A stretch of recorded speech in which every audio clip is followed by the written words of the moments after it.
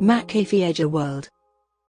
अब नेक्स्ट आपको हम बताने जा रहे हैं सम स्पेशल बॉन्डिंग सिचुएशंस। ये इस चैप्टर का सबसे लास्ट आर्टिकल है जो हम लोग पढ़ रहे हैं, सम स्पेशल बॉन्डिंग सिचुएशंस। तो इनको शुरू करने से पहले मुझे आपको दो चीजें एक्सप्लेन करनी है। क्या एक्सप्लेन करना है? एक आपको मुझे एक्सप्लेन करना है पी पाई बॉन्डिंग, पी पाई पी पाई बॉन्डिंग। पहले तो मुझे आपको ये एक्सप्लेन करना है, ठीक है। तो इस पी पाई बॉन्डिंग को समझने के लिए आपको मैं एक ऐसा मॉलिक्यूल लूं जहां पे पी और पी ऑर्बिटल का बॉन्ड बन रहा है, जैसे कि CO2। यहाँ पर देखिए जो कार्बन है, कार्बन का इलेक्ट्रॉनिक कॉन्फ़िगरेशन क्या होता है? 1s2 2s2 2p2, सॉरी, हाँ 1s2 2s2 2p2 आता है। और ऑक्सीजन का कितना आता है? 1s2 2s2 2p4। तो ये इनका जो 4 वैलेंसी होता है वो कहाँ पर डिस्ट्रीब्यूटेड है? s और p ऑर्बिटल में। अब मैं कोवैलेंसी वगैरह यहाँ डायरेक्ट ड्रॉ कर रहा हूँ, मैं ये मान रहा हूँ कि आपको पता है कोवैलेंसी क्या होती है। ये मैंने कार्बन का बनाया। ऑक्सीजन का जब हम बनाते हैं तो उसके पास क्या अरेंजमेंट होता है? उसका s ऑर्बिटल पूरी तरह से फिल्ड है, उसके p ऑर्बिटल में ये अरेंजमेंट होता है।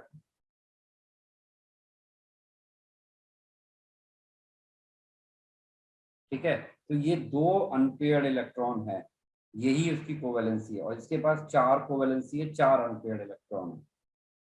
तो जब आप यहाँ पर इन दो कार्बन और ऑक्सीजन के बीच में शेयरिंग करते हैं, तो जब आप ये कार्बन और ऑक्सीजन के बीच में दो दो इलेक्ट्रॉन लेके शेयर कराते हैं, ये दो इलेक्ट्रॉन कौन से ऑर्बिटल के होते हैं? देखिए, हम बॉन्डिंग के लिए इलेक्ट्रॉन कहाँ से पिक करते हैं? इस सिचुएशन से।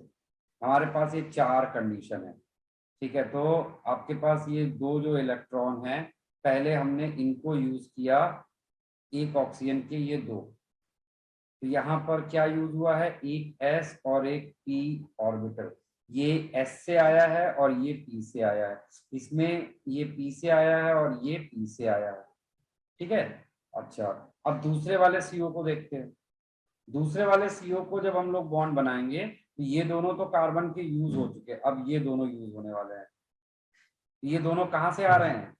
p और p ऑर्बिटल से। और ऑक्सीजन में तो p में ही है, तो ऑक्सीजन में तो कहाँ से आएंगे? p से ही आएंगे। तो यहाँ पर आप देखिए जो बॉन्डिंग बन रही है, ये sp बॉन्डिंग है और ये pp बॉन्डिंग है, ये pp बॉन्डिंग है और ये pp। तो यहाँ पर ये जो पाई बॉन्ड बना है वो किसके किसके बीच में बना है? p ऑर्बिटल और p ऑर्बिटल। और यहाँ पर पाई बॉन्ड किसके बीच में बना है? p ऑर्बिटल और p ऑर्बिटल।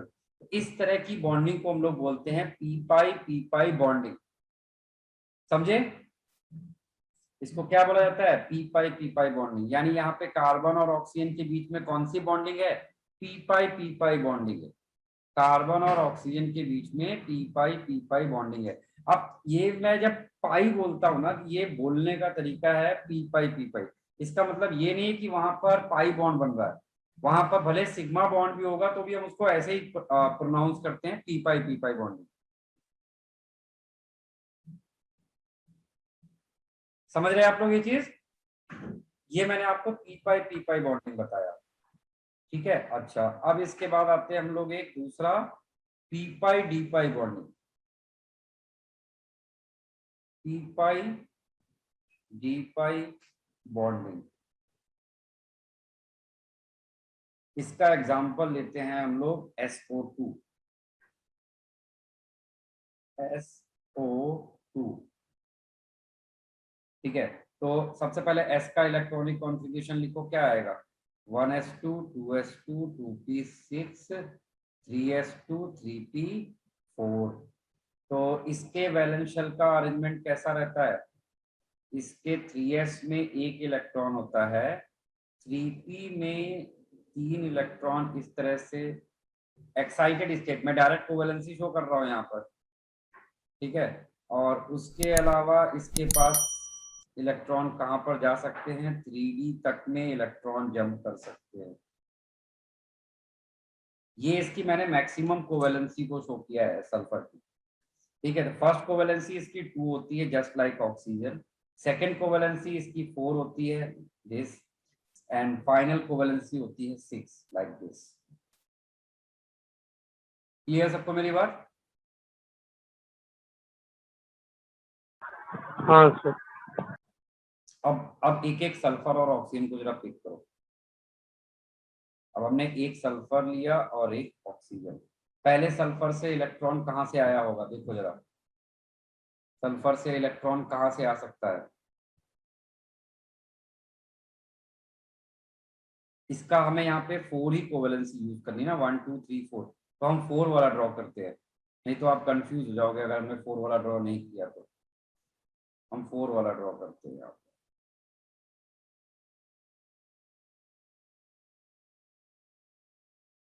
हाँ, ये है इसका कोवेलेंसी 4 शो करने वाला अरेंजमेंट।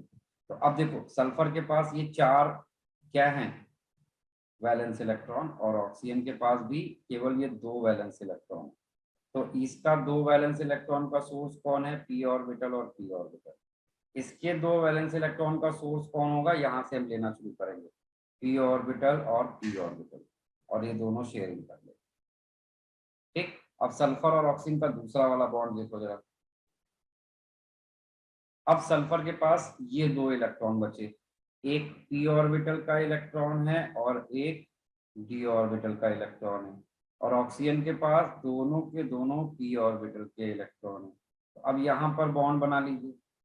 तो यहाँ पर आपने जो बॉन्ड बनाया है, ये बॉन्ड देखिए किसके किसके बीच बन रहा है, पी ऑर्बिटल और डी ऑर्बिटल के बीच में। तो इस तरह की बॉन्डिंग को हम लोग बोलते हैं p pi D pi bonding. जब डी ऑर्बिटल और पी ऑर्बिटल के बीच में शेयरिंग होती है, we called it p pi D pi bonding. Note कर लीजिए दोनों चीज, बहुत इंपॉर्टेंट है। आप बहुत बार सुनोगे पी पाई पी पाई पी पाई डी पाई, ये सब वर्ड आपको आगे जाके ऑर्गेनिक केमिस्ट्री में बहुत सुनना है। तो अगर आपको ये सब अभी नहीं पता है तो वहां पर आप बहुत परेशान होंगे, तो बेटर है कि इसको अभी अच्छे से समझ लीजिए। चलिए अब आते हैं हम लोग अपने मेन सबसे इंपॉर्टेंट कॉन्सेप्ट की तरफ, सम स्पेशल बॉन्डिंग सिचुएशन। कौन कौन से सिचुएशंस हमें देखने हैं यहाँ पर। सबसे पहला है हमारे सामने बैक बॉन्डिंग। आपको पहले ये समझना पड़ेगा कि ये बैक बॉन्डिंग कहाँ पर बनती है, इसकी कंडीशन को पहले अच्छे से समझ लीजिए। कौन से ऐसे एटम्स होते हैं जो बैक बॉन्ड बनाने में कैपेबल होते हैं। तो बैक बॉन्ड बनाने में हमेशा वही एटम कैपेबल होते हैं जिनके पास क्या प्रेजेंट होता है, इनकम्प्लीट ऑक्टेट अरेंजमेंट, यानी बॉन्डिंग करने के बाद भी उनके वैलेंस शेल में ऑक्टेट अभी भी पूरा नहीं हुआ है।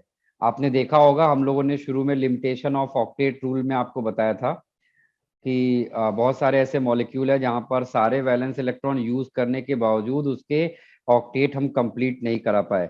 ऐसे मॉलिक्यूल्स क्या करते हैं, अपने ऑक्टेट को पूरा करने के लिए समटाइम बैक बॉन्डिंग कर लेते हैं, समटाइम बैक बॉन्डिंग करते हैं। It's a very special case, तो ये आपको समझना पड़ेगा। चलिए तो पहले एक बार डेफिनेशन के थ्रू जाते हैं।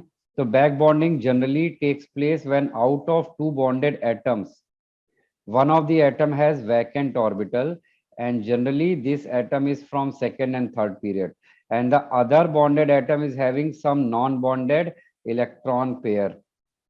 तो ये बॉन्डिंग तभी हो पाती है, ऐसे 2 एटम जिनके बीच में बैक बॉन्डिंग होनी है, उनमें से एक एटम कैसा होना चाहिए, उसके पास खाली ऑर्बिटल पड़ी होनी चाहिए, और दूसरे एटम के पास एक्स्ट्रा इलेक्ट्रॉन मतलब लोन पेयर ऑफ इलेक्ट्रॉन होने चाहिए, तभी ये सिचुएशन बन सकती है। तो सबसे ज्यादा बैक बॉन्ड बनाने की टेंडेंसी कौन से ग्रुप के मेंबर्स में होती है, ग्रुप 13। जो ग्रुप 13 है आपका ना, group 13 specially boron and aluminium, इनके पास सबसे ज्यादा टेंडेंसी होती है इस बॉन्डिंग को बनाने की, क्योंकि इनका ये ऑक्टेट कैसा होता है, इनकम्प्लीट रह जाता है। अब जैसे यहाँ पर BF3 को देखते हैं, यहाँ पर ये जो BF3 का मॉलिक्यूल है हाईलाइटेड, BF3 मॉलिक्यूल, इसकी बॉन्डिंग को जरा देखते हैं। BF3 में अगर आप ध्यान से देखेंगे, बोरॉन के पास 3 वैलेंस इलेक्ट्रॉन थे, बोरॉन हैज 3 वैलेंस इलेक्ट्रॉन, और उसके पास क्या पड़े हुए हैं, वैकेंट ऑर्बिटल्स हैं। उसके पास वैकेंट ऑर्बिटल है और 3 इलेक्ट्रॉन है। और जो फ्लोरीन है उसके पास बॉन्डिंग करने के बाद भी उसके पास क्या पड़े हुए हैं, बॉन्डिंग करने के बाद भी उसके पास वहां पर लोन पेयर ऑफ इलेक्ट्रॉन्स हैं। इनके पास क्या है, लोन पेयर ऑफ इलेक्ट्रॉन। ठीक है, तो कंडीशन हमारी फुलफिल हो गई। एक एटम जिसके पास वैकेंट ऑर्बिटल है और एक एटम जिसके पास लोन पेयर है। अब यहाँ पर देखो, नॉर्मली तो आपका ये BF3 का बॉन्ड बन गया था, ठीक है, अभी भी इसका ऑक्टेट पूरा नहीं था।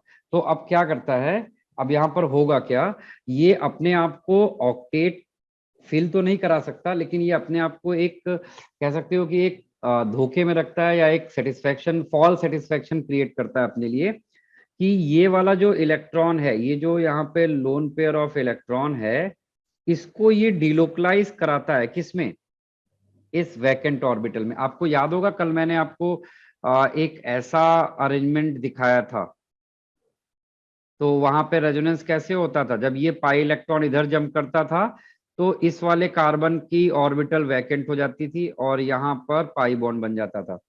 ठीक है, ये एक्चुअली क्या था, ये पी पाई बॉन्डिंग ही थी ये वाली। इसको बोलते हैं p pi resonance. We called it what, p pi resonance. इसको हम लोग पी पाई रेजोनेंस बोलते हैं, यानी delocalisation between electron and vacant orbital. तो यहाँ पर देखो, ये इलेक्ट्रॉन क्या करता है, अपने आप को डिलोकलाइज करके इस ऑर्बिटल में जंप कराता है। ठीक है, उस जंपिंग की वजह से इसका ऑक्टेट इसको लगता है कि फुलफिल हो गया, लेकिन ये यहाँ पे इसको ऑलवेज नहीं रख सकता। क्यों नहीं रख सकता भाई ऑलवेज, क्योंकि दो एटम के बीच में यहाँ पर शेयरिंग तो सिर्फ एक ही इलेक्ट्रॉन की हुई थी। तो ये एक टेम्परेरी है, ये एक फॉल्स अरेंजमेंट है, उसको ये फील कराने के लिए कि उसका बॉन्ड, उसका ऑक्टेट पूरा हो गया है।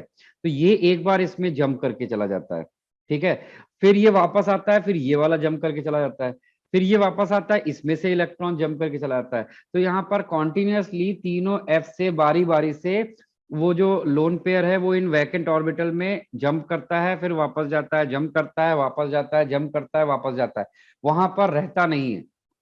वहां पर अगर वो रुक गया तो बॉन्डिंग का रूल ही वायलेट हो जाएगा, ऑक्टेट रूल ही वायलेट कर जाएगा, क्योंकि बोरॉन के पास तो डी ऑर्बिटल ही नहीं है जो उन इलेक्ट्रॉन को हमेशा के लिए वहां रख सके, वो सिर्फ उनको टेम्परेरली वहां पर रख सकता है। तो ये टेम्परेरली वहां पर आया है, टेम्परेरली जाता है और आता है। इस टेम्परेरली मूवमेंट और डिलोकलाइजेशन ऑफ इलेक्ट्रॉन को हम लोग क्या बोलते हैं, पी पाई रेजोनेंस। इसको हम लोग पी पाई रेजोनेंस बोलते हैं। समझ में आया चीज। और due to the P pi resonance यहाँ पर क्या होता है कि ये जो बॉन्ड है ये सिंगल बॉन्ड से पार्शियल बॉन्ड में कन्वर्ट हो जाता है, और पार्शियल बॉन्ड होने की वजह से क्या हो जाएगा, पार्शियल बॉन्ड आने की वजह से उसकी बॉन्ड लेंथ वहां पर डिक्रीज कर जाती है, उसकी बॉन्ड लेंथ वहां पर डिक्रीज कर जाती है। तो उसके पीछे कॉज क्या है, उसके पीछे कॉज है पी पाई रेजोनेंस, या हम इसी को पी पाई बैक बॉन्डिंग कहते हैं। तो इस तरह का जो बॉन्ड बनता है इसको हम लोग बैक बॉन्ड बोलते हैं।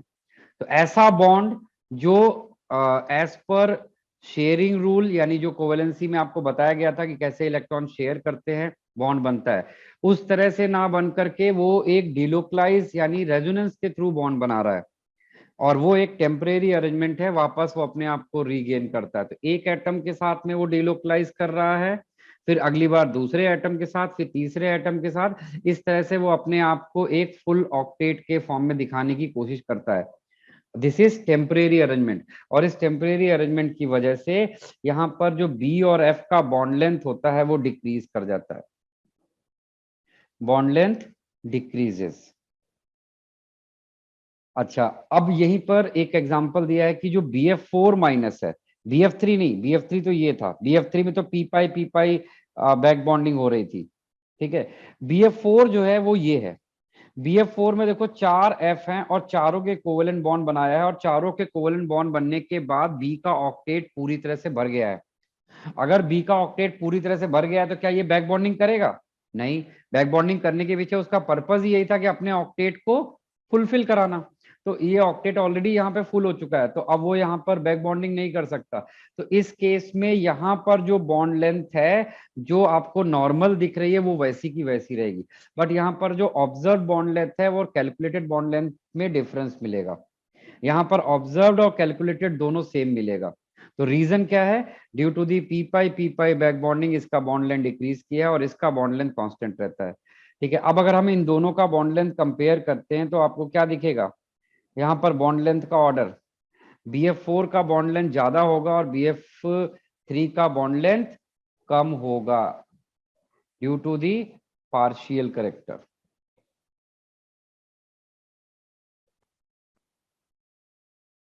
समझ में आ रहे हो आप ये चीज?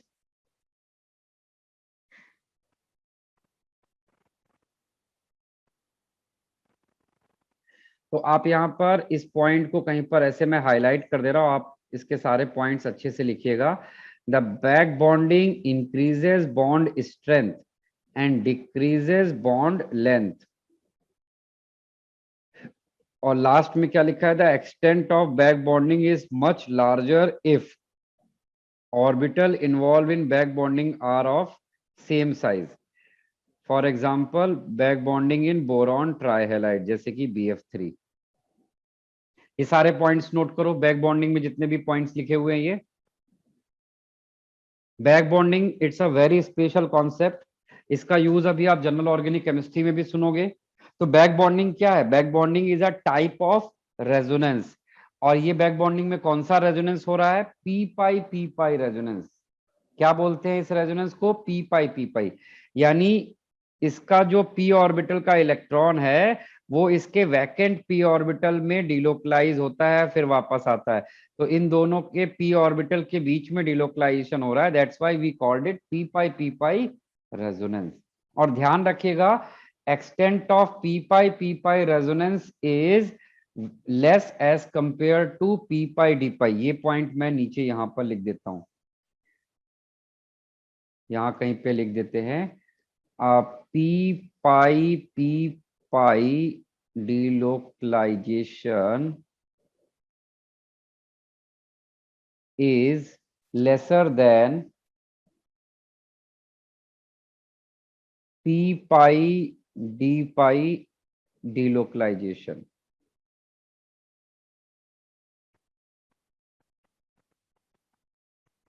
चलिए नोट करिए सारे पॉइंट्स और ये आपको याद भी रखने हैं। सर ये बोलो भाई, डन? हाँ सर हो गया। चलिए अब इस पर देखिए कुछ क्वेश्चंस है, काफी इंटरेस्टिंग क्वेश्चन है और ये जेई एडवांस में आया हुआ क्वेश्चन है। ये वाला क्वेश्चन मेंस एडवांस दोनों में आ चुका है और रिपीट भी हो चुका है ये, इसलिए ये काफी इंपॉर्टेंट है आपके लिए। क्वेश्चन क्या है? The trisilyl amine, the tricyclyl amine is a planar molecule and does not act as Lewis base, while trimethyl is a pyramidal and act as Lewis base। सबसे अब देखिए जेई ने क्या पूछा था? जेई ने पूछा था कि trisilyl amine is planar and trimethyl is pyramidal, why? ये वाला प्लेनर है और ये वाला पिरामिडल है। तो अगर आप नॉर्मल रूल से ध्यान से देखेंगे तो एक नॉर्मल जो एवरेज स्टूडेंट है जिसने ध्यान से नहीं पढ़ा है, जिसने ये बैक बॉन्डिंग का कॉन्सेप्ट नहीं पढ़ा हुआ है, वो क्या करेगा? वो ऐसे सोचेगा नाइट्रोजन ने यहाँ पर 1 2 3 बॉन्ड बनाए हैं और एक लोन पेयर इसके पास है, ठीक है। ऐसे ही यहाँ पर नाइट्रोजन ने 1 2 3 बॉन्ड बनाया, एक लोन पेयर है, दोनों का ही हाइब्रिडाइजेशन क्या है? sp थ्रू होगा, दोनों का ही हाइब्रिडाइजेशन sp3 होगा और दोनों के दोनों 3 सिग्मा 1 लोन पेयर है, पिरामिडल है। एक एवरेज स्टूडेंट हमेशा आंसर ये करेगा जिसने इस कॉन्सेप्ट को नहीं पढ़ा हुआ है बैक बॉन्डिंग को। लेकिन जिसने बैक बॉन्डिंग का कॉन्सेप्ट पढ़ा है वो स्टूडेंट क्या देखेगा? वो स्टूडेंट यहाँ पर ये देखेगा कि क्या यहाँ पर कोई एक ऐसा एटम प्रेजेंट है जिसके पास वैकेंट ऑर्बिटल है और एक ऐसा एटम प्रेजेंट है जिसके पास लोन पेयर है। तो उससे क्या होगा? उससे ये होगा कि उन दोनों के बीच में डिलोकलाइजेशन ऑफ इलेक्ट्रॉन होगा। और आपको मैंने कल की क्लास में, प्रीवियस क्लास में बताया था कि अगर loan pair of electron resonance या डिलोकलाइजेशन में पार्टिसिपेट करता है तो उसको हम लोग हाइब्रिडाइजेशन में काउंट नहीं करते। तो यहाँ पर देखिए ये जो नाइट्रोजन का लोन पेयर है और ये जो सिलिकॉन है इसके पास एक्स्ट्रा डी ऑर्बिटल वैकेंट पड़ा हुआ है।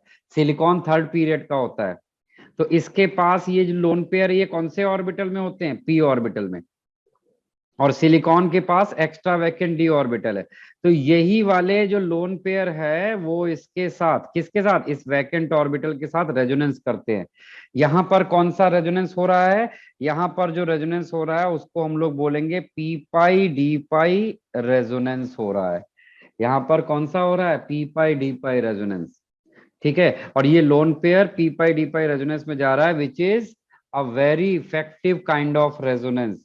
तो अगर ये लोन पेयर रेजोनेंस में जा रहा है तो हम इस लोन पेयर को हाइब्रिडाइजेशन में काउंट नहीं करेंगे। इसीलिए देखिए यहाँ पर हाइब्रिडाइजेशन क्या आया है, sp2 3 सिग्मा बॉन्ड है, लोन पेयर काउंट नहीं हुआ है।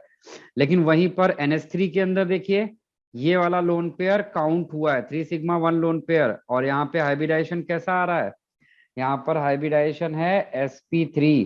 ज्योमेट्री कैसी है, पिरामिडल। इनकी ज्योमेट्री कैसी है, प्लेनर। ठीक है, तो ये प्लेनर ज्योमेट्री है क्योंकि इसके अंदर रेजोनेंस हो रहा है। ये एक नॉन प्लेनर ज्योमेट्री है, पिरामिडल, इसका हाइब्रिडाइजेशन sp3 है। तो वहां पर यही पूछा गया था, what is the hybridisation of trisilyl amine and what is the hybridisation of trimethyl amine. तो उसका आंसर है ट्राइसिलाइल एमीन का sp2 है और ट्राइमिथाइल एमीन का sp3। और ये कैसा होता है, ये प्लेनर मॉलिक्यूल है, ये पिरामिडल मॉलिक्यूल है। और इसका प्लेनर क्यों है, इसका पिरामिडल क्यों है, because in trisilyl amine lone pair of nitrogen involve in P pi D pi resonance.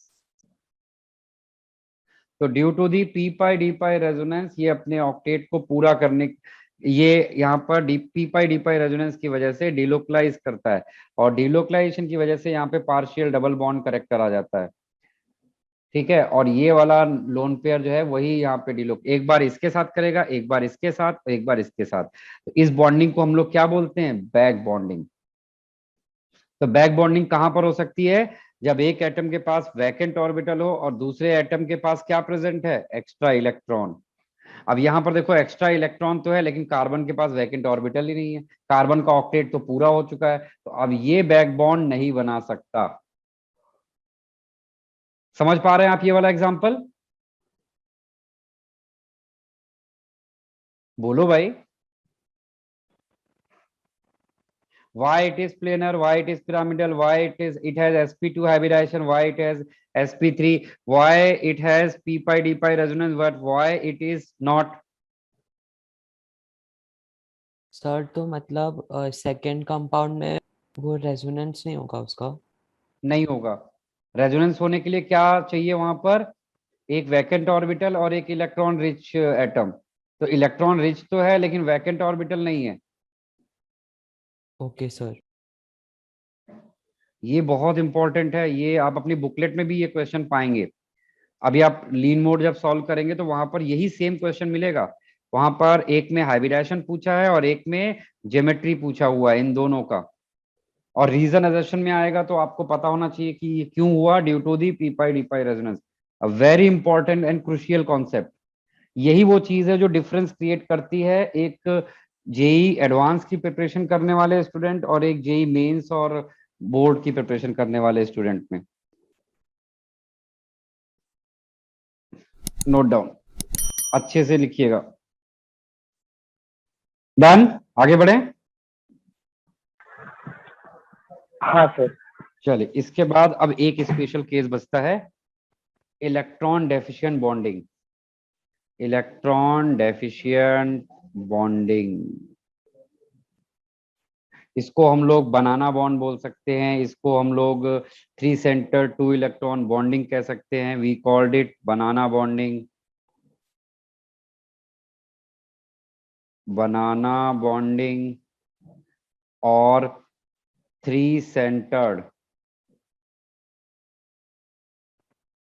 2 electron bonding. तो इलेक्ट्रॉन डेफिशिएंट बॉन्डिंग और बनाना बॉन्डिंग और 3 सेंटर 2 इलेक्ट्रॉन बॉन्डिंग। तो कौन से ऐसे मॉलिक्यूल्स हैं जो ये वाली बॉन्डिंग करते हैं, ये वाली बॉन्डिंग वो मॉलिक्यूल्स करते हैं जिनके पास ऑक्टेट इनकम्प्लीट रह जाता है after using all valence electron, जैसे कि यहाँ पर एग्जांपल दिया गया है BH3 का। BH3 में अगर आप ध्यान से देखेंगे, B है, H। बोरॉन के पास 3 वैलेंस इलेक्ट्रॉन थे, तीनों ने इनके साथ शेयरिंग किया, तो अभी भी इसके पास क्या है, टोटल 6 इलेक्ट्रॉन है। ठीक है, अभी भी इसको क्या चाहिए, ऑक्टेट पूरा करने के लिए अभी भी और इलेक्ट्रॉन की रिक्वायरमेंट है। तो इस इलेक्ट्रॉन की रिक्वायरमेंट को फुल करने के लिए ये क्या करता है, बनाना बॉन्ड बनाता है। और बनाना बॉन्ड बनाने में क्या होता है कि इसका समटाइम डाइमराइजेशन और समटाइम पॉलीमराइजेशन हो जाता है। डाइमराइजेशन मतलब कि 2 मॉलिक्यूल मिलके एक मॉलिक्यूल बनाते हैं, और पॉलीमराइजेशन का मतलब n नंबर ऑफ मॉलिक्यूल मिलके एक मॉलिक्यूल बनाते हैं, दैट इज कॉल्ड पॉलीमराइजेशन। चलिए देखिए ये है क्या। There are many compounds in which electron deficient bonds are present apart from normal covalent bond or coordinate bond, which are two-centered two-electron bond. These electron deficient bonds have less number of electrons. These electron deficient bonds have less number of electrons than expected, such as three-centered two-electron bond present in diborane, Al2CH3 whole 6, BeH2 whole n and bridging metal carbonyls। ये सब example हैं जिसके अंदर ये वाली special bonding होती है। तो पहले तो आपको ये समझना पड़ेगा, यहाँ पर 2 चीजें दिखाई पड़ रही हैं, एक है 3 सेंटर 2 इलेक्ट्रॉन बॉन्डिंग और एक दिख रहा है 2 सेंटर 2 इलेक्ट्रॉन बॉन्डिंग। पहले इन दोनों को समझते हैं कि ये दोनों क्या है। देखिए 2 सेंटर 2 इलेक्ट्रॉन बॉन्डिंग वो बॉन्डिंग है जो आप जिसको कोवेलेंट बॉन्ड बोलते हैं। यानी वहां पर क्या होता है कि 2 एटम होते हैं, वो एक एक इलेक्ट्रॉन शेयर करते हैं, तो ये हर एक एटम एक एक सेंटर हो गया। और इनके बीच में कितने इलेक्ट्रॉन की शेयरिंग हुई है, इनके बीच में 2 इलेक्ट्रॉन, देखो ना, एक ये और एक ये, इनके बीच में कितने इलेक्ट्रॉन की शेयरिंग हुई है, यहाँ पर 2 इलेक्ट्रॉन्स की शेयरिंग हुई है। यहाँ पर मैं इसको थोड़ा अलग कलर से दिखाता हूँ, थोड़ा विजिबल होगा। एक ये है एक इलेक्ट्रॉन और एक ये इलेक्ट्रॉन है, तो यहाँ पर 2 इलेक्ट्रॉन की शेयरिंग हुई है। और सेंटर कितने हैं, एक सेंटर ये है और एक सेंटर ये है, तो 2 सेंटर 2 इलेक्ट्रॉन बॉन्डिंग। तो जब आपसे बोला जाता है 2 सेंटर 2 इलेक्ट्रॉन बॉन्डिंग, मतलब एक रेगुलर कोवेलेंट या कोऑर्डिनेट बॉन्ड बन रहा होता है वहां पर। ठीक है, अब आते हैं 3 सेंटर 2 इलेक्ट्रॉन बॉन्डिंग, यहाँ पर जिसमें मतलब 3 सेंटर होंगे लेकिन इलेक्ट्रॉन केवल 2 ही होंगे वहां पर। ठीक है, तो देखिए इस तरह की बॉन्डिंग कब बनती है, जब एटम के पास कैसा अरेंजमेंट होता है, इस तरह का अरेंजमेंट होगा। तो यहाँ पर देखिए बोरॉन ने क्या किया है, बोरॉन को आप ऐसे बना लीजिए, ये बोरॉन जो होता है इसके पास 3 हाइड्रोजन है टोटल। इसके पास टोटल कितने हाइड्रोजन है, 3 हाइड्रोजन है, एक ये है, एक ये है और एक वाला हाइड्रोजन ये है।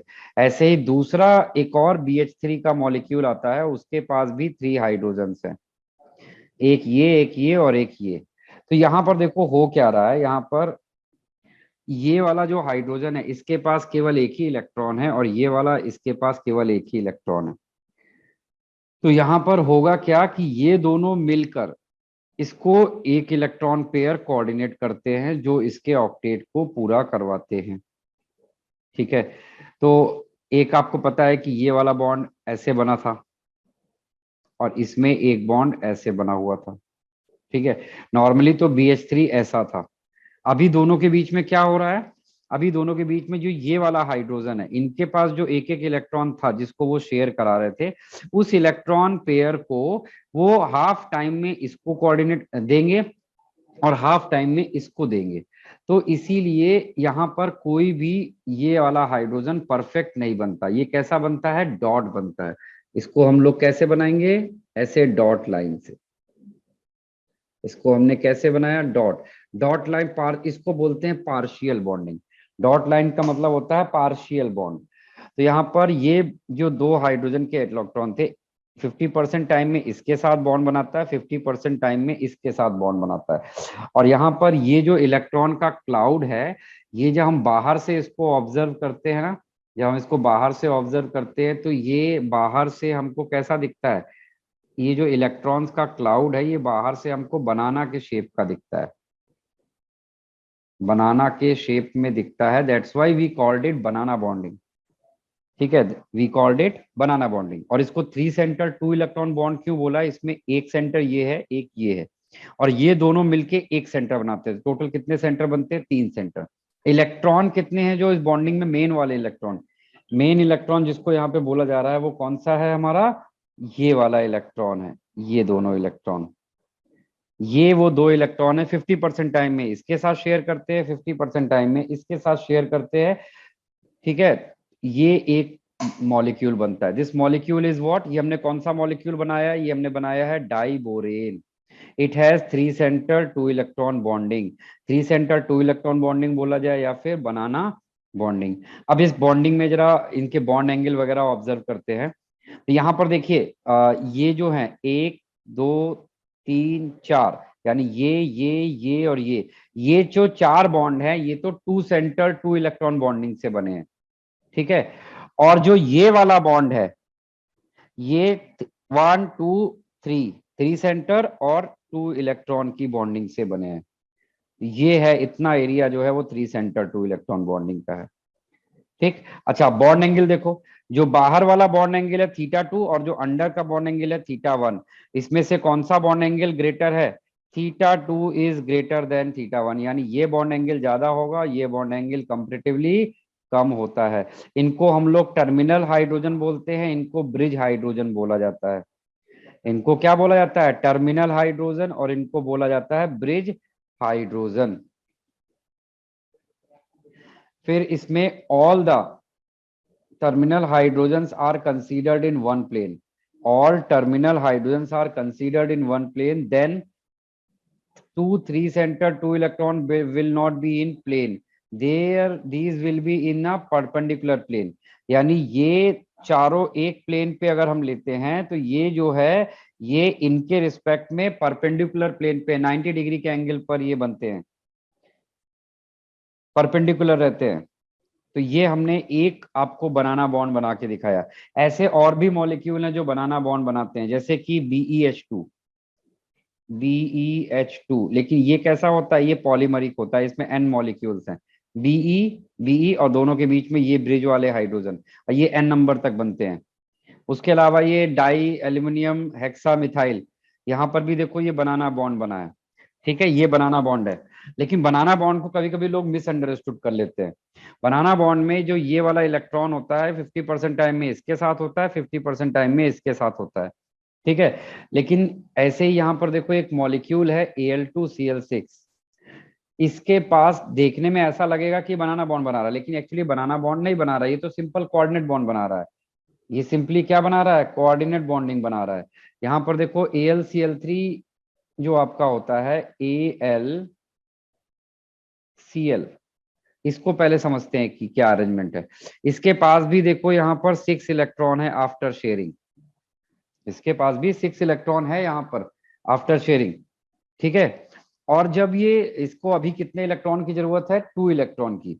तो देखो यहाँ पर क्या है कि ये जो AlCl3 के 2 मॉलिक्यूल इस तरह से क्लोज आते हैं, और ये Cl जो है अपना 1 इलेक्ट्रॉन पेयर और ये वाला Cl अपना 1 इलेक्ट्रॉन पेयर, इनको इस तरह से कोऑर्डिनेट करता है कि ये आपस में एक स्ट्रॉन्ग स्टेबल कंपाउंड बना देते हैं Al2Cl6। लेकिन क्या इसको हम लोग 3 सेंटर 2 इलेक्ट्रॉन बॉन्डिंग बोलेंगे? नहीं भाई, यहाँ पर ये 2 सेंटर 2 इलेक्ट्रॉन है, ये भी 2 सेंटर 2 इलेक्ट्रॉन है, ये भी 2 सेंटर 2 इलेक्ट्रॉन है, और ये भी 2 सेंटर 2 इलेक्ट्रॉन है। इसको हम लोग 3 सेंटर 2 इलेक्ट्रॉन बॉन्डिंग नहीं बोलते, इसको हम लोग सिर्फ क्या बोलेंगे? Simple coordinate bonding. यहाँ पर भी डाइमराइजेशन हुआ है, लेकिन ये कौन सा हुआ है? कोऑर्डिनेट बॉन्डिंग से। और ये वाला क्या कोऑर्डिनेट बॉन्ड है? नहीं, ये वाले में क्या है? 50% टाइम में इसके साथ शेयर हुआ है, 50% टाइम में इसके साथ शेयर हो रहा है। तो ओवरऑल आपको ये सब डॉट लाइन से हमें बनाना पड़ता है, क्योंकि कोई भी बॉन्ड परफेक्टली नहीं है। ठीक है, और यहाँ पे बोरॉन का हाइब्रिडाइजेशन क्या आता है? sp3। यहाँ पे बोरॉन का हाइब्रिडाइजेशन क्या है? sp3 होता है। ठीक है, क्लियर है सभी को ये चीज? चलिए इसको बना लीजिए। Electron deficient bonding, banana bonding और 3 centre 2 electron bonding, this is the last concept of this chapter. अब आपका चैप्टर ऑफिशियली कंप्लीट हो जाता है। अब आपको सिर्फ क्वेश्चंस करने हैं। मुझे आपको कोई कॉन्सेप्ट नहीं सिखाना है, लेकिन जब आप क्वेश्चन करेंगे तो बहुत सारे क्वेश्चन से आपको नए नए कॉन्सेप्ट का को यूज करने का तरीका पता चलता है। तो आपने सीखा है, बहुत सारे ऐसे कॉन्सेप्ट है जिनको आपको भी ये नहीं पता कि क्वेश्चन कैसे आ सकता है, कैसे पूछा जाएगा।